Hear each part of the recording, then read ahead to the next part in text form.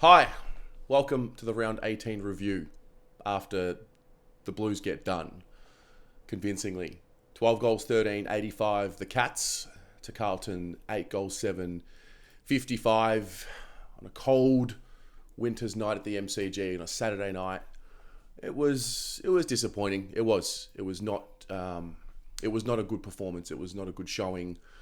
I think especially considering what I was hoping it would be, what I was pretty confident it would be.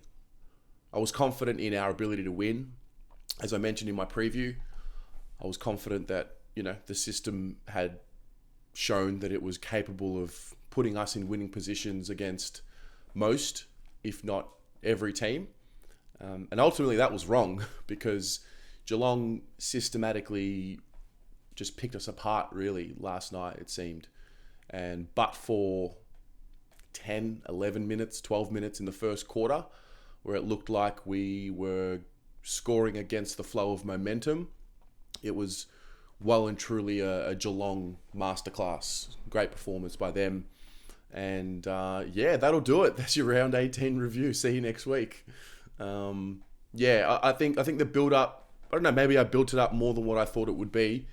I sensed that, we were going through this holding pattern of win-loss, win-loss, win-loss. And I think I was hoping more than anything that last night would be the beginning of the run of momentum, going into finals. But I guess you learn lessons along the way, both as a, human, player, fan.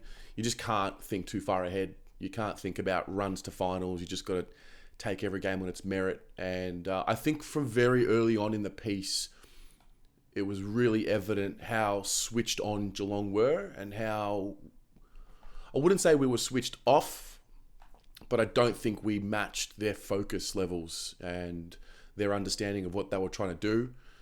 It was impressive to watch another team do it. And I will look at this game more from a high level point of view than anything around what we can learn from it and what happens when you come up against the best teams in the competition, the genuine top 3, top 4 type teams. As it stands right now, Geelong are on top. They're the form team of the competition coming into this game. They just beat Melbourne in a thriller, good game, another quality opponent. And we just got shown up a little bit. I think it was a case of going to Geelong Grammar and getting taught a lesson in system, getting taught a lesson in cutting off angles, getting taught a lesson in how many ways you can stop the opposition and really understanding what they're trying to do. That was the most impressive part of what I saw last night. And I think it was more of a glimpse into the future of what hopefully we're going to be capable of doing one day, soon, hopefully. I think certain moments throughout the game really just made the result seem like it made a lot of sense. And what I mean by that is just certain moments. I think early in the piece, I think Jack Silvani has a pretty wide open kick to Harry Mackay in the lead and just misses it. We seem to just fail in those areas, the execution, set shots that didn't go our way, that, then Geelong went the other way and kicked a goal. And you're not going to be able to beat teams, especially at the top end of this competition, if you're making, errors like that. And it's only a little bit. It's a game of inches. And if the ball drop is a little bit askew, you're going to turn the ball over and teams like Geelong will punish you. And that was clear. The blockbuster seemed like it was still on at quarter time. I thought that Geelong came out really strong. Again, talking about those moments, I think Reece Stanley with the first goal of the game goes up for a mark in the goal square unopposed. I think the other one later in the game was Tom Hawkins just grabbing the ball out of the ruck and kicking for goal. We didn't seem to have anyone ready to compete in that ruck contest. And those are the little lapses. And those are the lapses that are going to be even more amplified the deeper we get into the season and the deeper we get, hopefully, into a finals run, whether it's this year, next year, and, well, really from here after. So that's where I think the big lessons come from. Now, having said that, the first quarter, looking back, it was probably more of an individual brilliance as a reason for why we were still, in the game or ahead at that point. We obviously had Charlie Curnow put on a really nice display in that first quarter. Well, the last period of that last quarter. And I thought, you know what? This is good. We're on track. We're not playing at our best, but somehow we're ahead. We've just got to get a run on. And I kind of just waited for our quarter. I waited for our patch or our run of momentum where we would kick 3 or 4 or 5 goals straight, or 5 of 6, whatever the case might have been. It just never came. Geelong cut off so many of our favourable runs of play that we have come to see this season, whether it be the run off half back, whether it be the switching of play so then we can open up the middle of the ground, whether it be the kicking inside 50. They just seem to be ready for everything that we had. And we did not really, and I think that's where the most disappointing part of round 18 comes from, in my view. Yes, I can accept that we lost to a better team, a great team, great club, form team of the competition, and all of that. But I think the most disappointing part of last night was we just didn't seem to really trouble Geelong. And I was hoping that by this point in the season, we'd be able to mount a better challenge than that. But, ultimately, it is one game.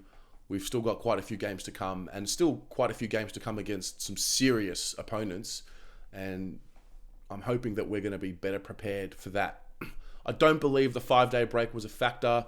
I thought, in terms of winning the ball in the contest and the things that we have heard are going to really define who we are and the way we go about it, I thought that was good enough.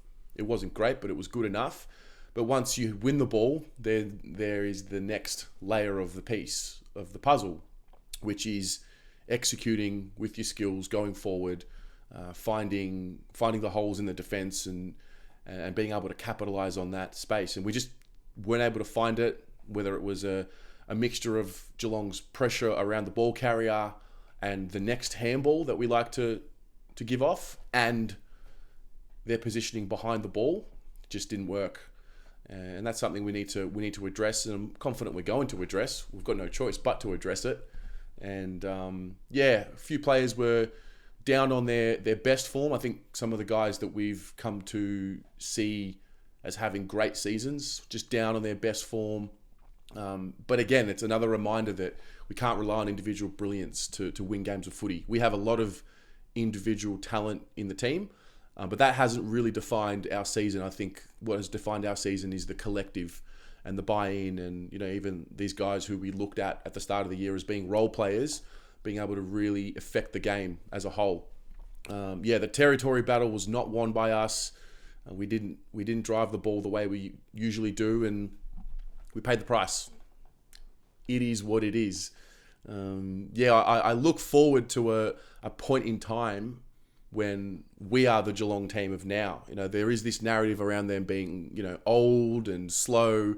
I even give it to some of my Geelong mates when I throw the banter around. But the reality is, old in this case really just meant wise and experienced. And we saw what experience really does for a team, especially one that is so ingrained in their system. They've been playing together for quite some time now. Not only have they played in big blockbuster games in the middle of a season, but they've played in big finals, close finals. They've had heartbreak year after year. They've, some of these players have, won multiple flags. So they've been to the highest point.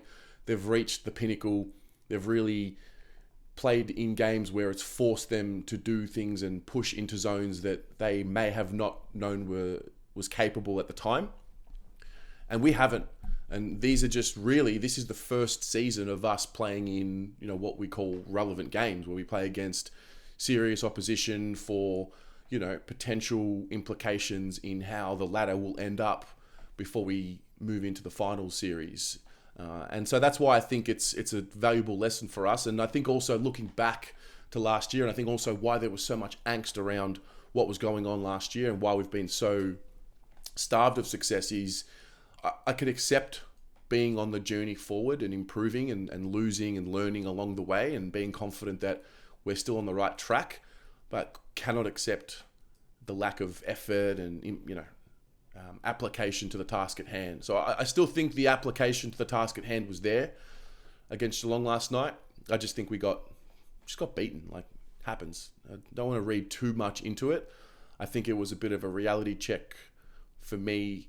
I didn't get too sucked into top 4 talk because I'm still very much of the opinion that, let's just go back to what it was at the start of the year before we had played any game. We just need to play finals football. That's the real drought that we need to break. Now, I'm not saying that we can't make top 4 because statistically and mathematically and all of that we can, but there are still hills to climb. There are still challenges to overcome before we start being a serious threat. And I think there's no better way to becoming that serious threat that we want to be than losing in games like this and applying what we need to learn and moving forward with it.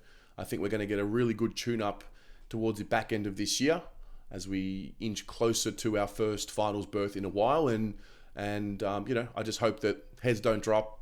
We have done a pretty good job this year. I think we've done an excellent job this year of responding when we lose. We've won every game after a loss.